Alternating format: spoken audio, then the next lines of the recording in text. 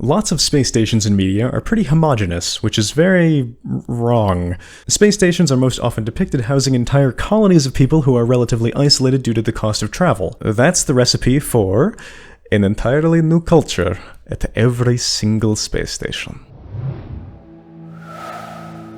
Whenever you want to create something believable, I recommend pretty much always approaching it by asking yourself, in descending order of importance, why, who, and how. There are several mnemonics you can use to remember this, and I doubt this is a particularly original idea. There's the 3 W's, the why method, WWH, whatever. The most important question is why. In the case of a space station, the main whys are: why did someone build this? Why is it located here specifically? And if people are on it, why aren't they just using robots for everything? Then you move on to who, which is pretty self-explanatory. Who built this? Who, if anyone, lives on it? Who uses it? And who controls it? And lastly is how. How do these people feed themselves? How are they not going crazy living in isolation?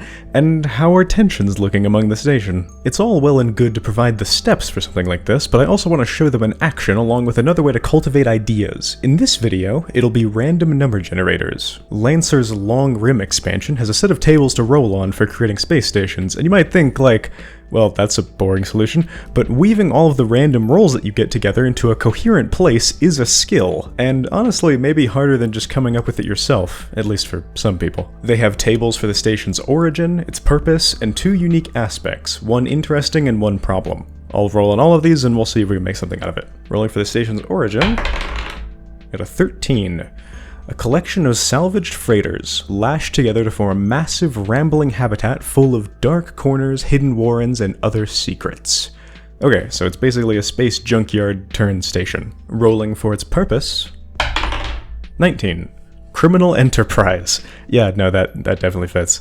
So it's a junkyard weaved by space pirates, the ships that make up the station maybe being their former prey. As for the station's curiosities, 7. A cult attached to the side of the station who trade food for information, and who are steadfastly ignored by who's in charge. This means that, maybe to be expected, the space pirates are either very corrupt or very scared. And lastly, a problem. 15. The population is growing out of control. Seems like the owners are maybe being a little bit too successful. Now to weave all of these details together by asking why, who, and how. The 3 whys that I asked were, why did someone build this station, why is it located here, and why are people on it? A good first step to coming up with something cohesive is settling on a theme.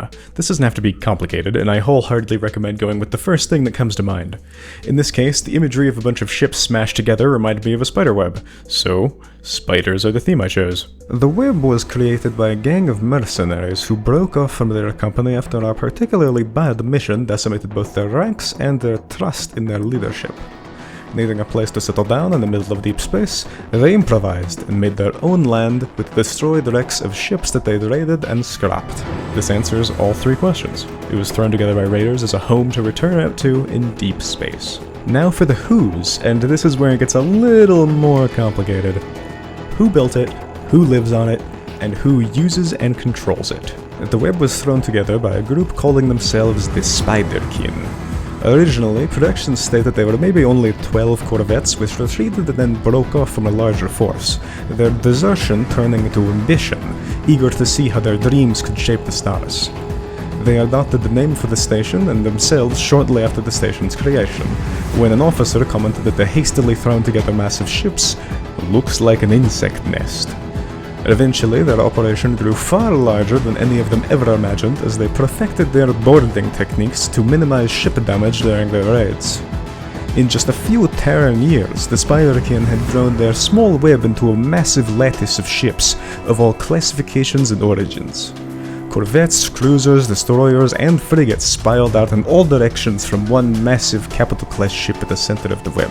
As word spread, the station evolved from mere storage to a proper station, its unique construction serving as a tourist attraction in and of itself on top of their wanton flaunting of illegal drugs and substances. The Den Mother herself would staunchly deny any claims that dog ships might end up as part of the web, but it's precisely what the passers-by claim happened to the reclusive hermit ship, among others. Recessed deep into the station, it sits welded tightly against its neighbors, with seemingly no entrance. But that's not the only thing these spacers claim.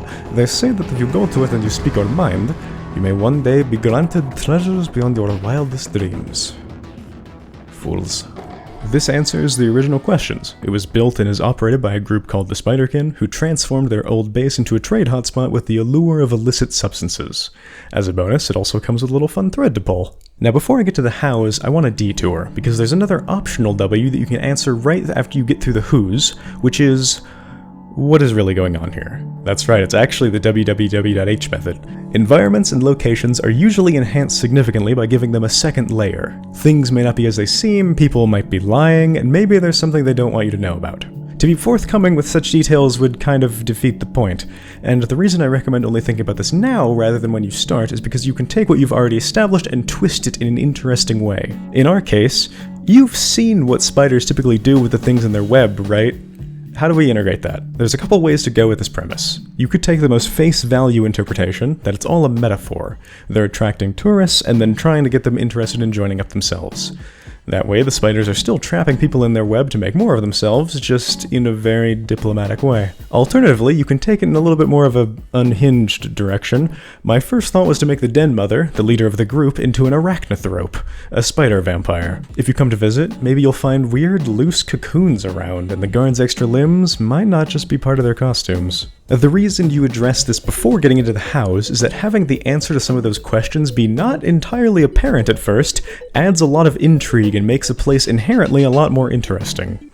It's still very important that you have answers, rather than it being a J.J. Abrams mystery box. The deal is made infinitely more interesting by knowing that there is an answer, and it's not just a bunch of vague, ominous nonsense which is up to your own interpretation.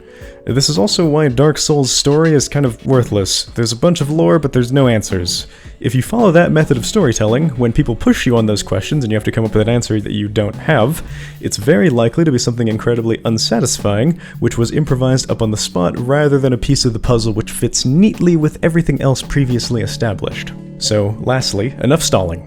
Those hows. How do they eat? How are they getting entertainment? And how are the tensions looking? Good work, Commander. There have been reports of missing persons all over the web.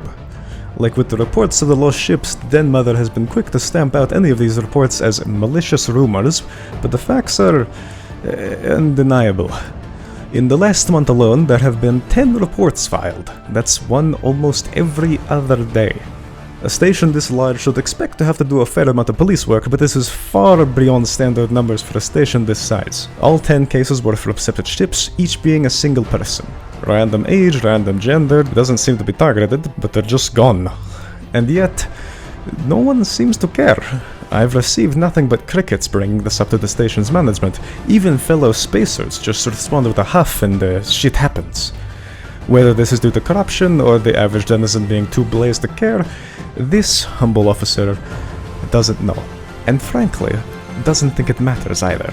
I am afraid that it is with a heavy heart, Admiral, that I must recommend you declare the station to be deconsecrated and seized at once. That brings me to my last point of advice. Put the thing that you're making into conflict. If you want your location to feel truly alive, remember that it's in a world with other locations and other people. It's inevitable that they will have beef with someone, especially for a group like this with its history as ex-marauders. Giving them someone they're in conflict with not only makes the world feel more lived in, but also gives you some interesting stuff to play off of. Yes, a truly utopian society where everyone loves each other is the best place to live. But it's not the best place to make stories. You'll notice I didn't follow the original prompt to a T. The expanding population part kinda fell by the wayside, and that's okay. Using something like random tables is to serve as inspiration and not a guide to strictly follow. When I came up with an idea that I thought was more interesting, I went with that instead. Let me know if you can think of ways to branch this off further. I love to read comments all about creativity and people's ideas. What I went through in this video are pretty foundational building blocks for writing, and I plan to expand on them in future videos. I want to talk about different ways to garner inspiration, like looking at art spiraling out from a single name or concept, or every writer's favorite, stealing from their favorite media. This video's subject, centering it on a space station, was voted on in my Discord by viewers, before some industrial level sabotage screwed up the final results. I'll be taking suggestions both from my Discord and from YouTube comments for what to have in the next poll, which will be up sometime in the next couple of days after this video comes out. If you want to see something specific, you can comment about it, email me, carrier pigeon, whatever's the most convenient. Ideally though, something that boosts me in the algorithm. I want to eat. But hey, in this age of omnipresent chronic loneliness, conversation probably can't hurt, can it? Thanks to my patrons, Emmy and Potato especially. Like, comment, subscribe, you know the drill, and have a good night.